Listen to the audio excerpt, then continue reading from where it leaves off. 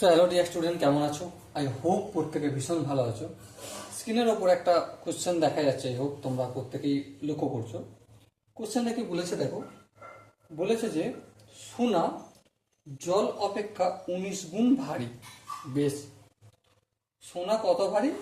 জল অপেক্ষা 19 গুণ। তামা জল অপেক্ষা 9 গুণ ভারী।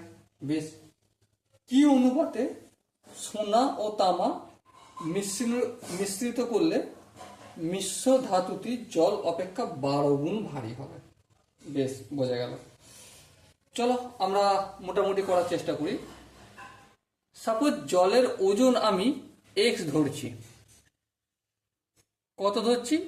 এক্স ধরছি। এক্সটা কি? জলের ওজন। বেশ, তাহলে সোনার ওজন কত হবে? সোনা ওর 19 গুণ, তার মানে 19x হবে কার? সোনার ওজন। বেশ, সোনার ওজন 19x। বেশ, তারপর কি বলছি? তামা জল অপেক্ষা 9 গুণ। তাহলে তামাটা কত হবে? তামাটা হবে 9 ইন্টু এক্স। এটা কিসের ওজন? তামার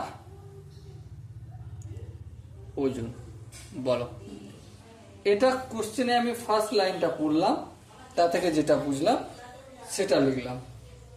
ঠিক আছে, এরপর দেখো, সাপোজ সোনা এর ওয়াই এককের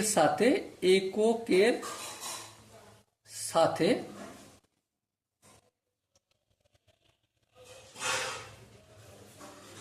তামার জেড একক মিশ্রিত করলে, কি করলে? মিশ্রিত করা হয়েছে। ওকে, এটা কি বললাম? এর মানেটা বলি একটু। সোনা কতটা মিশিয়েছে আমরা জানি না? জানি না। সেই জন্য আমরা ওয়াই একক সোনা মিশিয়েছে ধরে নিলাম। তামা কতটা মিশিয়েছি জানি না, সেই জন্য আমরা জেড একক ধরে নিলাম। করার পর কি দেখলাম? জল অপেক্ষা 12 গুণ ভারী হলো। বেশ, তাই হোক। তাহলে দেখো,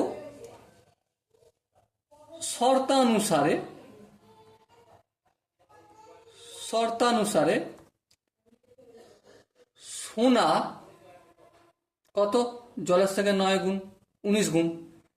তাহলে এই 19x ইন্টু ওয়াই, সোনা প্লাস কি? তামা কত? 9x plus Z. কি পেলাম? 19x ইন্টু ওয়াই, এটা কি? সোনা মেশালাম। আর এটা 9x প্লাস জেড, এটা কি? তামা মেশালাম। মিশিয়ে কি দেখলাম? এই জলের থেকে 12 গুণ মানে 12x হলো। কিন্তু 12xটা কার? এই সোনা প্লাস তামা দুটোর মিশ্রণ। এখানটা কি বোঝা গেছে? আই হোপ তোমাদের প্রত্যেকে বোঝা গেছে। তো চলো পরের লাইনটা করবো। 19x কে ওয়াই এর সঙ্গে যদি গুণ করি কি হবে? অবভিয়াসলি 19x ওয়াই হবে। বেশ, প্লাস 9x কে জেড এর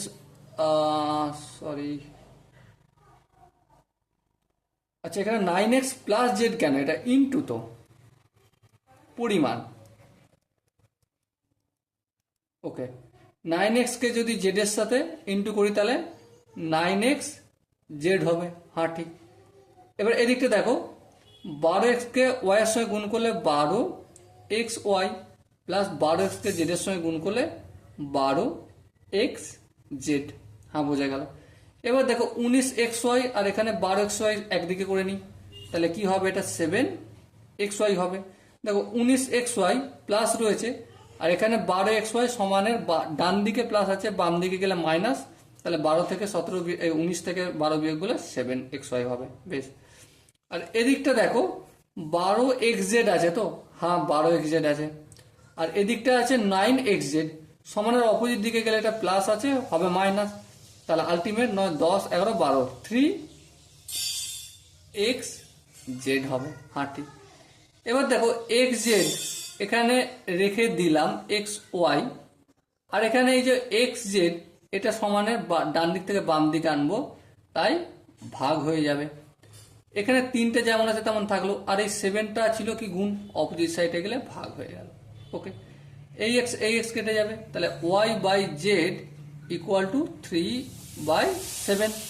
তো এটা যদি অনুপাতে করি তাহলে y/z equal to 3/7। I hope dear student তোমরা এই অঙ্কটা বুঝতে পেরেছো। হ্যাঁ, তোমাদের বুঝতে একটা জায়গায় হয়তো অসুবিধা মেবি হলেও হতে পারে, যে দাদা আমি শর্তানুসারে যখন করছি 19x এর সঙ্গে y কে গুণ করছি কেন, আবার 9x কে z এর সাথে গুণ করছি কেন, এই প্রবলেমটা তোমাদের আসতে পারে।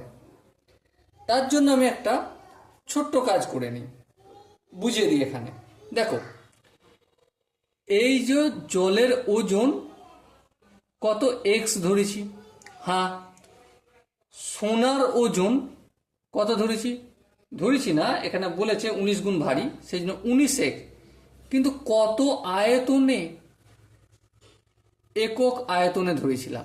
কি ধরেছিলাম? একক আয়তনে।